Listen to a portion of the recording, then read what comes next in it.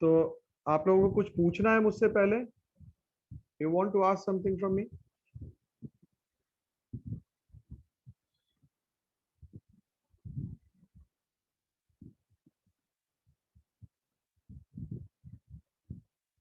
You want to ask something from me?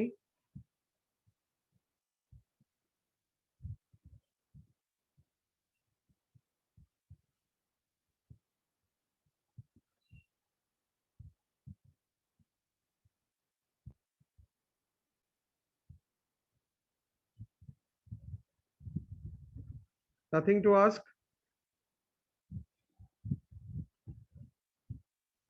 Sir, cross elasticity of demand. Cross elasticity of demand.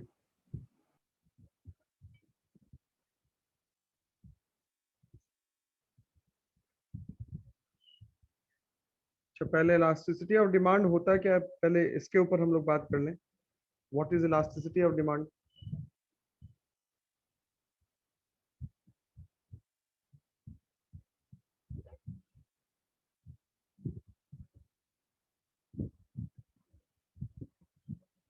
कौन बताएगा elasticity of demand क्या होता है? Yes, sir. रुक जाओ, और कोई है नहीं क्या?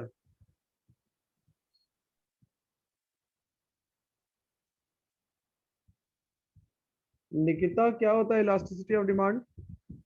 The factors elasticity of demand refers to measure the changes the demand of the product as the result the changes in the factor affecting the demand.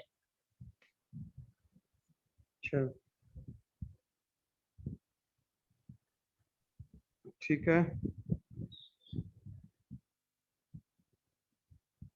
And sir, elasticity of demand is a quantitative measure. And the unit minute, by which elasticity of एक demand minute, is एक minute, एक minute, एक minute, एक minute. Roll number 24, Divya. Yes, sir. हाँ, थोड़ा बताओ, camera वैमरा on करो.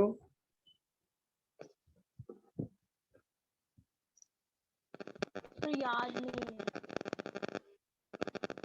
तो खाली अटेंडेंस बनाने के लिए आती है तुम क्लास में? हाँ,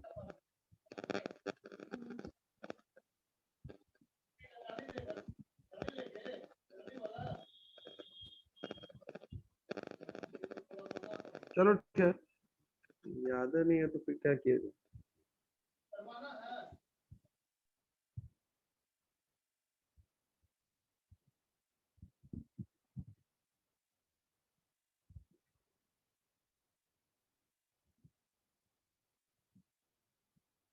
अब गायब है. मनीष, बताओ तो. मनीष, मनीष क्लास में नहीं है सर.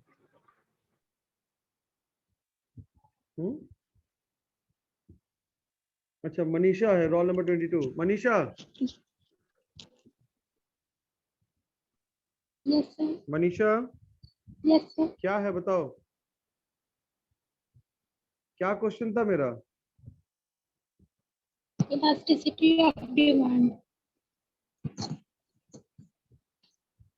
क्या है बताओ.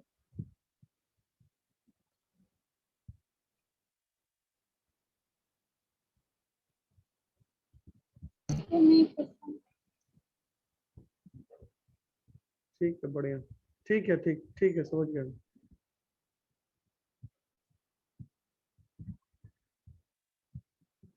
आदर्श, रोल नंबर 20, बताओ क्या है. The elasticity of demand is the measure that measure the changes in demand in respect of changes in the factor affecting the demand.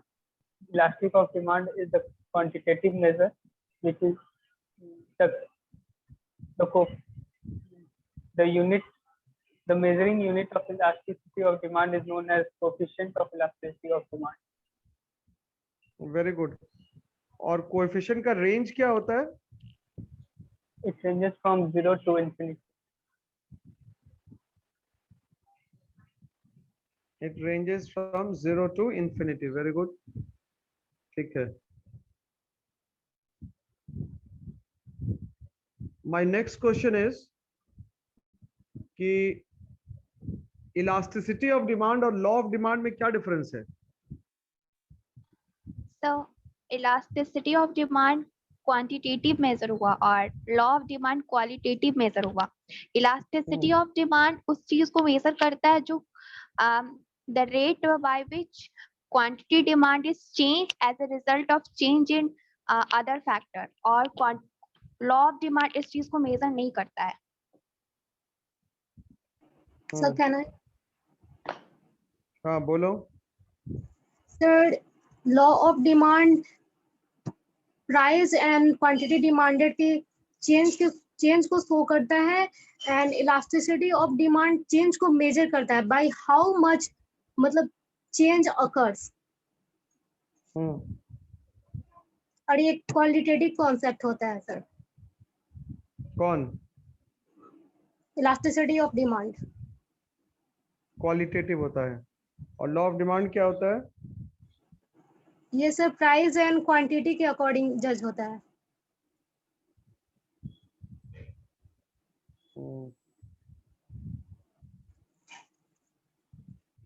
ठीक है। लॉ ऑफ डिमांड जो है वो क्वालिटेटिव होता है और इलास्टिसिटी ऑफ डिमांड जो है वो क्वांटिटेटिव होता है। तुम उल्टा बोल गई,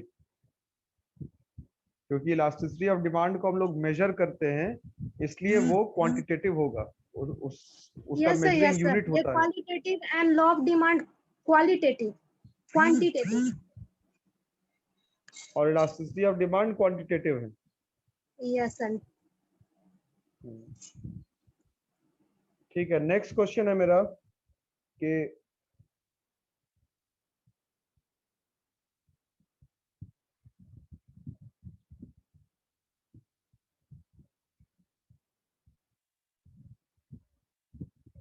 प्राइस इलास्टिसिटी ऑफ डिमांड को मेजर करने के बाद उसका जो कोएफिशिएंट आता है, वो कोएफिशिएंट में माइनस साइन होता है या नहीं होता? अगर होता है तो क्या करेंगे उसको? It can be ignored. बोलो। You Sir, need to उसे ignore. ignore Why? करते हैं। Why? Because sir, क्यों law क्यों of करते हैं demand, ignore?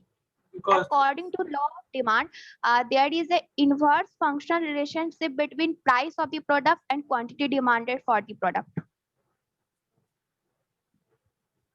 Roll number 19. yes, sir. You want to say something? So it is ignored because there is an inverse relationship between price of the goods and quantity demanded. Seems हमको लगा कि तुम वही बोलोगे कि everything has been told by Khushi. Sir, if चलो less ठीक than है। one, that's a product included in elastic. तो माइनस साइन हमेशा जो कोएफिशिएंट होगा उस कोएफिशिएंट पे माइनस साइन होगा। माइनस साइन को इग्नोर करना है। इग्नोर इसलिए करना है क्योंकि प्राइस और क्वांटिटी डिमांडेड के बीच में इनवर्स रिलेशन होता है, इसलिए माइनस आएगा ही आएगा साइन। आप उसमें कुछ नहीं कर सकते, माइनस साइन होना ही होना है। That can not be ignored, right. मेरा दूसरा जो सवाल है वो ये कि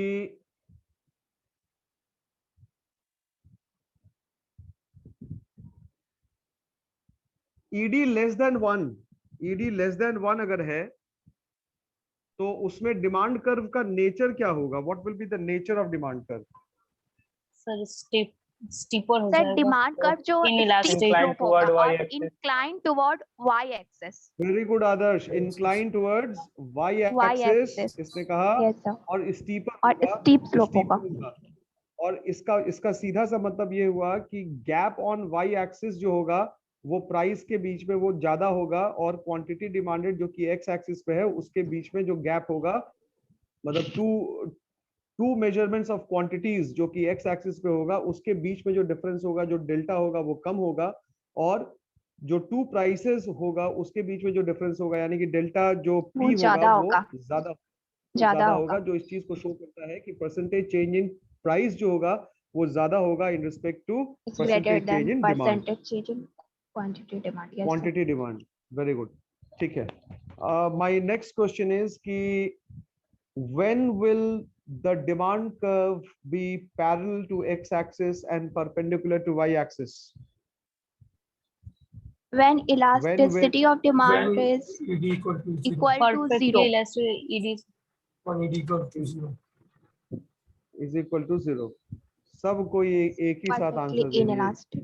एक, अरे हम क्या बोले, parallel to X axis, perpendicular to y axis, ED is infinite।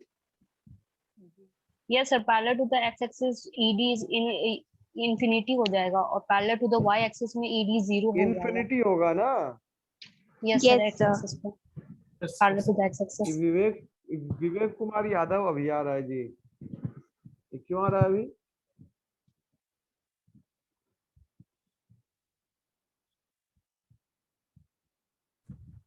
Sir अभी संस्कार यादव भी है। संस्कार यादव भी आएगा, क्यों आएगा अभी? क्या विवेक, कैमरा ऑन करो, विवेक कैमरा ऑन करो, कैमरा ऑन कर लो बाबू, विवेक कैमरा ऑन कर लो और माइक भी नेटवर्क ऑन कर बहुत लो स्लो ताकि। है। अच्छा, तो क्लास कब से शुरू होता है? सर ज्वाइन हुए थे फिर अपने आप हट गया, नेटवर्क बहुत स्लो है। अच्छा चलो ठीक है, नेटवर्क का बहाना सबको मिल जाता है ना, ये इसमें हम कुछ कर भी नहीं सकते। खैर, मेरा सवाल ये था, मेरा सवाल ये था कि जब डिमांड कर्व जो है वो हॉरिजॉन्टल होगा, पैरेलल टू एक्स होगा और परपेंडिकुलर टू वाई होगा, तो फिर हमारा डिमांड कर्व कैसा होगा, मतलब ईडी का वैल्यू क्या होगा? ईडी विल बी इनइलास्टिक नहीं होगा, जो आप, हाँ परफेक्टली इलास्टिक होगा। परफेक्टली इलास्टिक मतलब ED will be infinite, ED infinite होगा। Is it clear? Yes, sir. Yes, sir. ठीक है। माय नेक्स्ट क्वेश्चन इज कि अगर दो product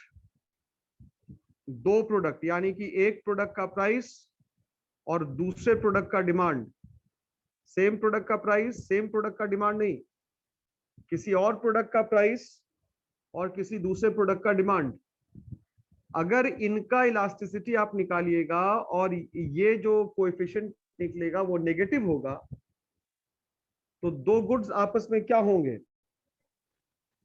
Complementary goods. Complementary goods. Very good, complementary goods, बहुत बढ़िया, कॉम्प्लीमेंट्री गुड्स।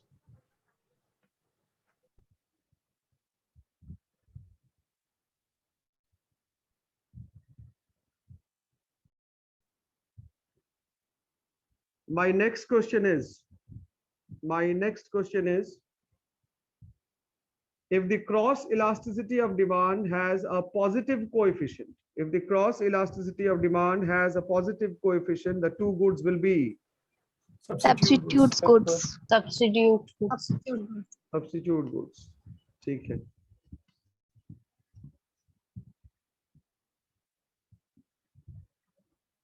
एक क्वेश्चन बनाओ, तो एक क्वेश्चन बनाओ।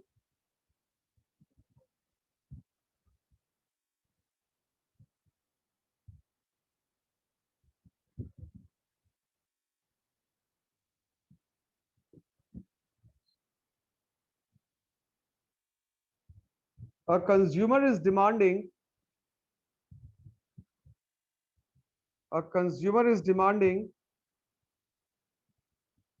10 units of a product, is demanding 10 units of a product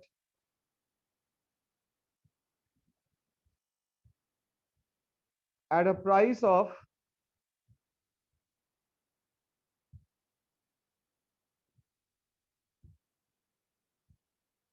at a price मत देखिए, at a monthly income of at a monthly income of rupees 20,000,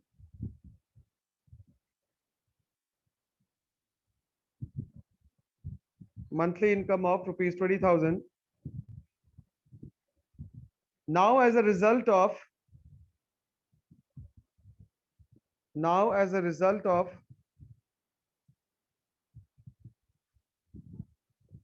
rise in income by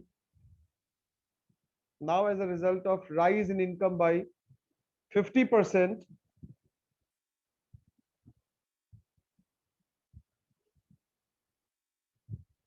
the quantity demanded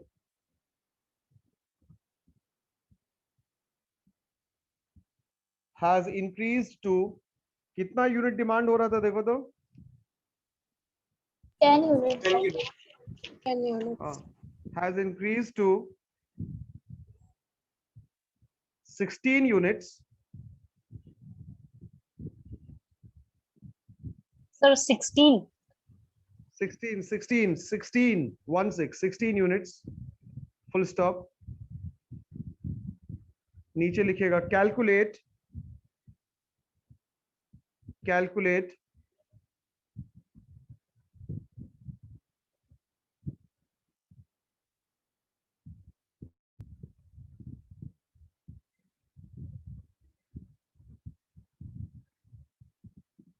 the income elasticity of demand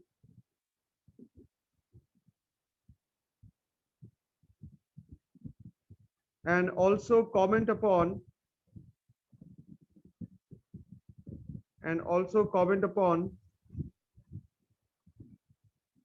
the nature of goods demanded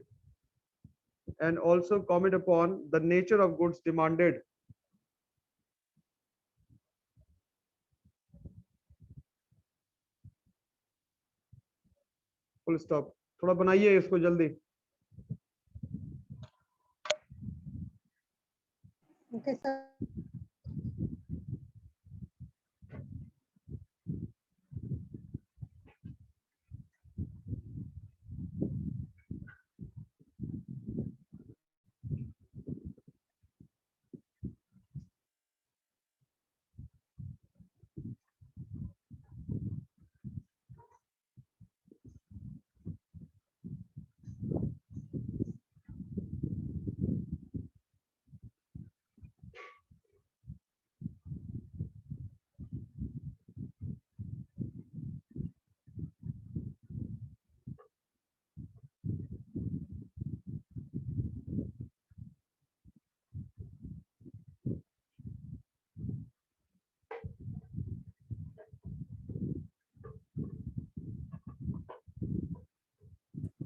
So it will be luxury goods.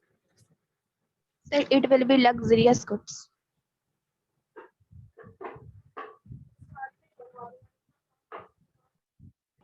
So the nature of product is luxury goods. And income elasticity of demand is 1.2. 1.2.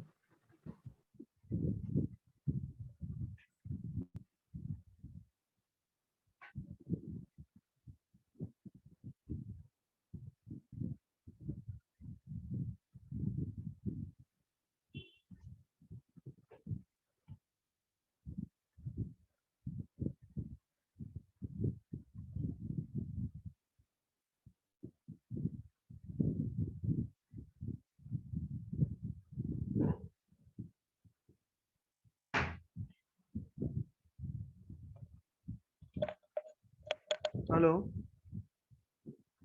Yes, sir. Yes, sir. Hello. Yes, बना? sir. Yes, sir. Yes, sir, sir. बन गया. क्या हुआ Sir, answer? बन गया. क्या है Sir, answer? 1.2 आया. So 1.2 आया और 1.2 Luxury elasticity goods. of income, and it is luxury good. And it is luxury goods. Luxury goods. Yes, sir. sir. ठीक है, वेरी गुड. अब एक नेक्स्ट क्वेश्चन बनाओ, मतलब नेक्स्ट क्वेश्चन का आंसर चाहिए.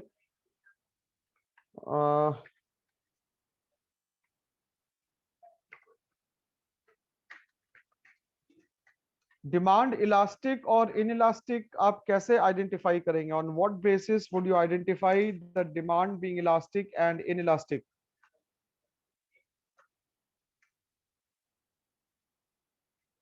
डिमांड को आप कैसे आइडेंटिफाई करेंगे कि डिमांड इलास्टिक है या डिमांड इनइलास्टिक है?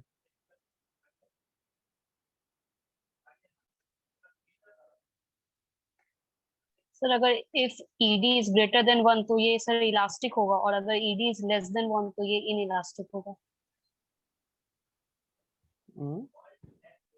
Sir if ED is greater than 1 then sir it was elastic. If ed is less than 1 then it was inelastic. ये क्या बात हो गया? ये तो कोई बात नहीं हुआ। सर अगर ईडी बड़ा होगा तो सर वो मोर देन इलास्टिक हुआ तो वो इलास्टिक हुआ ना sir.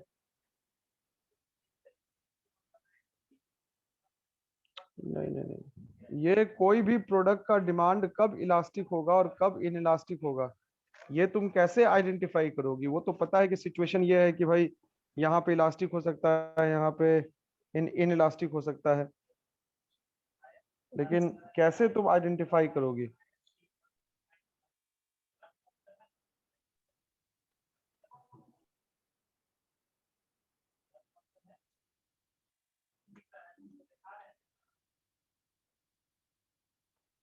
Anybody? Sir nature of commodity या फिर टाइम पीरियड जो उसके फैक्टर्स अफेक्टिंग है उसकी वजह से। Any guesses? Anybody else? Sir, if the change in price is more than the change in demand, Yes, the then percentage it will be inelastic. quantity demand is greater If than the change in demand is greater than change in price, it will be elastic.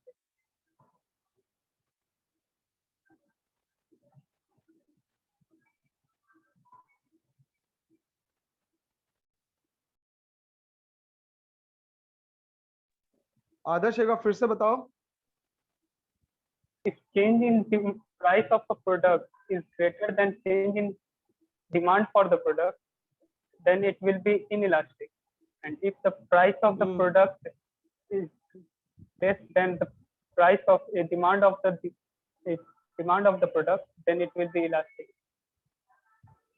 नहीं, चलो हम समझ गए, तुम लोग को ध्यान में नहीं है। वो लाइन क्या थी कि तो अगर एक हाँ बताओ। If people waited for the decrease in the price of anything goods, that is the demand will considered in elastic. नहीं संजली, ये नहीं था, सुनो पहले। Okay, sir. Then you explain, sir. अगर कंज्यूमर अपने डिमांड के साथ कॉम्प्रोमाइजिंग नेचर रखता है, एडजस्टमेंट्स करने को तैयार है, तो डिमांड फॉर द प्रोडक्ट क्या होगा? डिमांड फॉर द प्रोडक्ट जो होगा वो इलास्टिक होगा, ग्रेटर देन 1 होगा। अगर कोई कंज्यूमर अपने डिमांड के साथ कॉम्प्रोमाइज करने को तैयार नहीं है तो demand for that product will be inelastic. जैसे आप एसेंशियल गुड्स का एग्जांपल ले लीजिए। एसेंशियल गुड्स, तो अगर एसेंशियल गुड्स है तो कंज्यूमर एसेंशियल गुड्स के डिमांड के साथ कॉम्प्रोमाइज करने को तैयार नहीं रहता, इसलिए डिमांड उसका इनइलास्टिक होगा। अगर मैं लग्जरी गुड्स की बात करूं तो लग्जरी गुड्स के डिमांड के साथ कंज्यूमर कॉम्प्रोमाइज करने को तैयार है, इसलिए उसका डिमांड इलास्टिक होगा।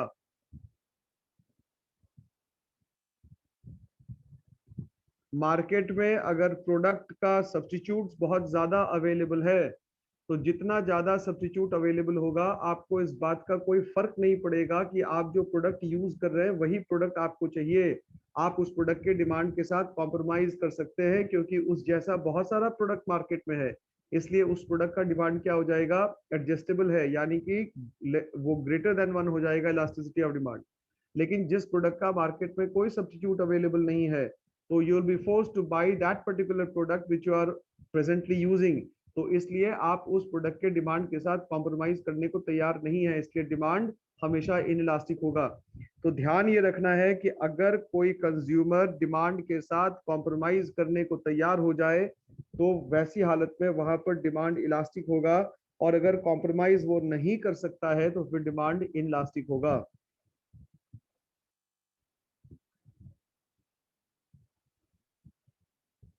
Is my answer clear to all? Yes, sir. Yes, sir. Yes, sir. खुशी, क्या मैंने ये क्लास में नहीं बताया था? सर आपने उस टाइम एक्सप्लेन Yes, किया था, sir. इट इज लाइक बताया लोशन था। और टेक्स्ट बुक्स वगैरह इन इलास्टिक डिमांड होंगे एंड अदर एग्जांपल्स।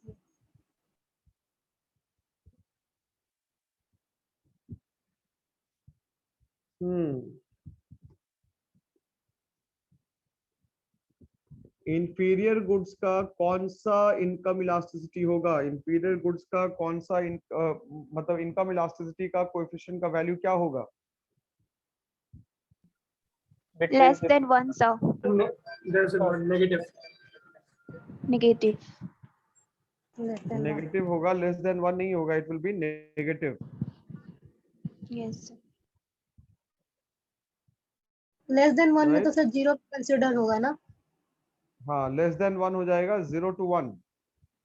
सर? अगर इलास्टिसिटी ऑफ डिमांड 0 to 1 होगा तो वो normal good unitary normal goods हो इलास्टिक जाएगा, यूनिटरी Essential वो goods. एसेंशियल गुड, हाँ एसेंशियल गुड्स हो जाएगा, डे टू डे यूज में हो जाएगा।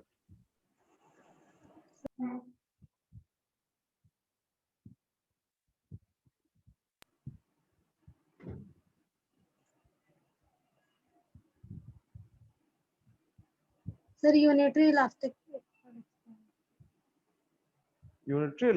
यूनिटरी इलास्टिक का मतलब होगा कि जितना चेंज प्राइस में हुआ है उतना ही चेंज क्वांटिटी डिमांड में हुआ है।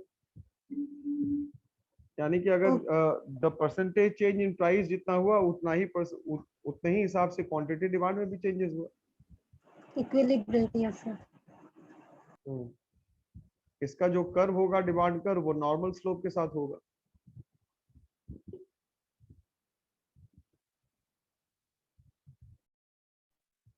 कुछ और तुम लोग को पूछना है, तुम लोग पूछो, मैंने तो पूछा बहुत। if you want to ask something you may ask। Sir unitary elastic में डिमांड कर्व रेक्टेंगुलर हाइपरबोला होता है क्या?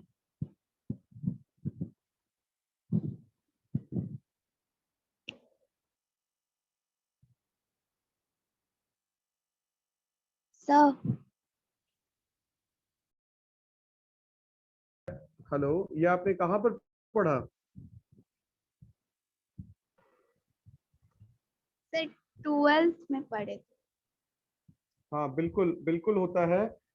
मैं बता दूं क्यों होता है और किस तरीके से होता है। पहले तो ये बताओ कि मतलब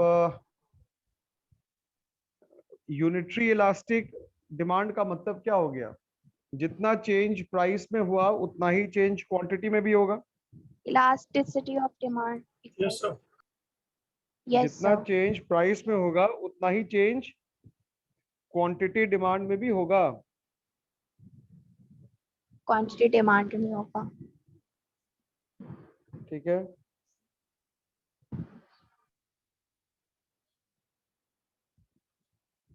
अब तुम देखो यहाँ पे अगर हम लोग क्वांटिटी डिमांड लिख रहे हैं और यहाँ पे अगर हम लोग प्राइस लिख रहे हैं,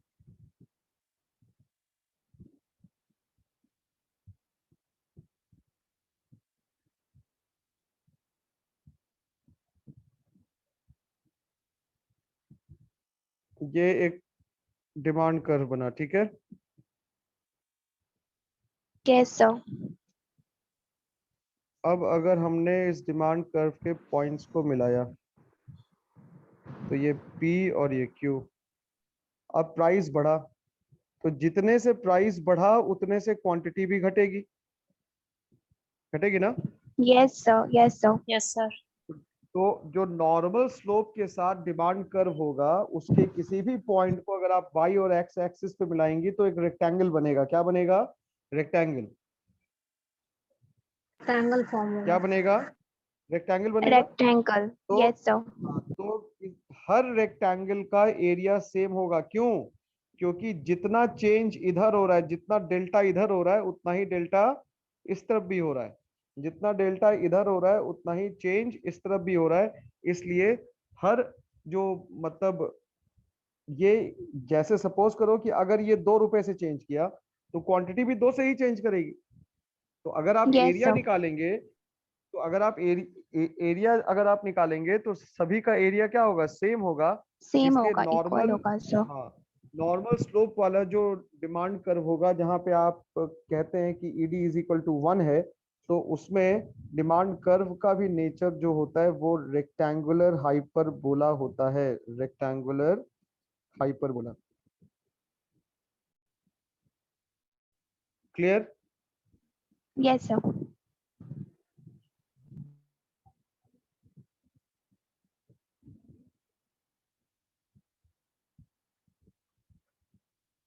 ठीक है, something else that you want to ask class? Something else that you want to ask बाबू? कुछ और पूछना है तो पूछो। No, sir. Everything is done?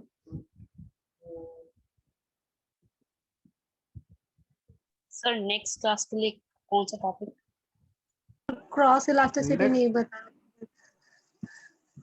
Cross elasticity का मतलब हुआ कि जब आप दो प्रोडक्ट को कंसिडर कर रही हैं, दो डिफरेंट प्रोडक्ट को कंसिडर कर रही है, when you are considering two different products, one product is X and the other product is Y. Even though the products are different, but the beauty is that the two products are related to each other. X and Y are two different products, but these two products are related to each other. ये different product है लेकिन ये आपस में related हैं। तो ऐसे product को हम लोग यहाँ पर हम लोग क्रॉस इलास्टिसिटी का यूज करेंगे। तो क्रॉस इलास्टिसिटी में देखते क्या है कि रिलेटेड प्रोडक्ट के प्राइस में जो चेंजेस हुआ उसकी वजह से जो मेन प्रोडक्ट के प्राइस में, सॉरी, मेन प्रोडक्ट के डिमांड में जो चेंजेस आ रहा है, जब आप उसको मेजर करते हैं तो वहां पे हम लोग क्रॉस इलास्टिसिटी ऑफ डिमांड को यूज में लेके आएंगे। There we are going to use cross elasticity of demand. Okay sir. ठीक है? जब दो प्रोडक्ट आपस में सब्स्टिट्यूट होंगे, जब दो प्रोडक्ट आपस में सब्स्टिट्यूट होंगे तो वहां पे क्रॉस इलास्टिसिटी की जो कोएफिशिएंट होगी वो पॉजिटिव होगी। ठीक है, पॉजिटिव।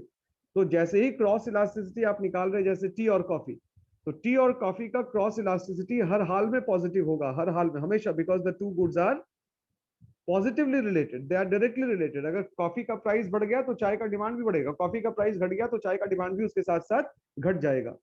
लेकिन अगर हम लोग कॉम्प्लीमेंट्री गुड्स की बात करें तो कॉम्प्लीमेंट्री गुड्स के केस में चीजें बहुत क्लियर है। कॉम्प्लीमेंट्री गुड्स का मतलब हुआ कि जहां पे टू गुड्स के बीच का जो रिलेशन है उसका कोएफिशिएंट नेगेटिव आ गया, माइनस में आ गया, तो हम लोग ये कह देंगे दो गुड्स कॉम्प्लीमेंट्री है। जैसे car and petrol, pen and refill, तो ये सारी चीजें एग्जांपल हैं किसका? कॉम्प्लीमेंट्री गुड्स का, जहां पे cross elasticity of demand negative आएगा। If one product's price is higher than second one, demand is lower. Yes, I got it. Sir cross elasticity में आपने जो बताया, जैसे कम्प्लीमेंट्री गुड्स का तो एग्जांपल आपने दिया car and petrol and like pen and refill, तो सर रिलेटेड गुड्स में कौन सा होगा एग्जांपल? रिलेटेड नहीं, सब्स्टिट्यूट गुड्स। रिलेटेड गुड्स का मतलब दो गुड्स, नहीं, वो पूछ रहे रिलेटेड गुड्स, हमको उसको क्लियर करने दो। रिलेटेड गुड्स में दो गुड्स आपस में या तो सब्स्टिट्यूट हो सकते हैं, नहीं तो कॉम्प्लीमेंट्री हो सकते हैं। रिलेटेड गुड्स अलग से नहीं होगा कोई, दो गुड्स होगा, या तो जो रिलेटेड गुड्स होगा उसका रिलेशन होगा सब्स्टिट्यूट और तो कॉम्प्लीमेंट्री। सब्स्टिट्यूट है टी एंड कॉफी, दोनों कंबाइन नहीं है। Related goods can be of two types, दो तरीके से रिलेशन हो सकता है। रिलेशन दो तरीके का हो सकता है, या तो दो प्रोडक्ट आपस में कॉम्प्लीमेंट्री गुड्स होंगे और नहीं तो सब्स्टिट्यूट गुड्स होंगे। Okay sir.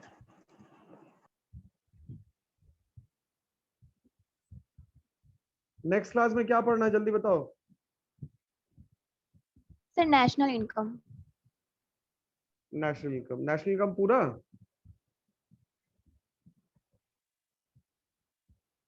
मेरे ख्याल से वो जो शुरू का जो कॉन्सेप्ट है ना, real national income, nominal national income, market price, depreciation, NFIA, NIT, ये सब पढ़ के रखना। मेथड्स को छोड़ देना, methods of measuring national income को छोड़ देना, उसके पहले का पढ़ लेना। Basic fundamental. ठीक है, thank you sir, thanks a lot. Thank you sir. Attendance होगा।